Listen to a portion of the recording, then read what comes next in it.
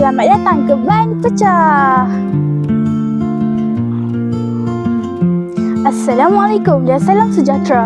Nama saya Aisyah Zahra binti Muhammad Azwan. Saya berasal dari negeri Pulau Pinang dan kini menetap di negeri Perak. Saya tinggal di sebuah pekan kecil yang dikenali sebagai Parit Buntar. Apabila orang bercakap tentang tempat menarik di Malaysia, ramai membayangkan bandar besar, pulau yang terkenal. Tetapi bagi saya, keindahan alam sebenar kadang-kadang tersembunyi di tempat yang sederhana. Salah satu tempat yang begitu istimewa di hati saya ialah Ban Pecah yang terletak di negeri Perak.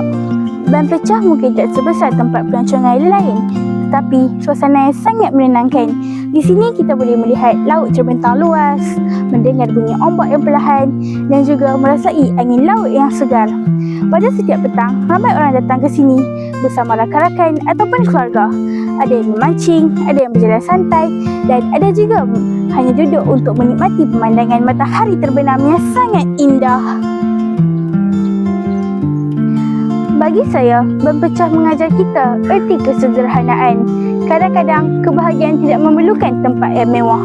Cukup dengan alam dan masa yang indah bersama orang tersayang. Ban Pecah menjadi simbol kekuatan kepada masyarakat setempat daripada kawasan yang pernah mengalami cabaran, dan kini ia ialah tempat rekreasi yang memberikan kebahagiaan kepada ramai orang. Inilah Malaysia di mataku, negara yang bukan sahaja kaya dengan budaya dan sejarah, tetapi juga dipenuhi dengan tempat-tempat yang indah yang memberikan ketenangan kepada jiwa. Dan bagi saya, Ban Pecah di negeri Perak akan menjadi salah satu tempat yang paling bermakna.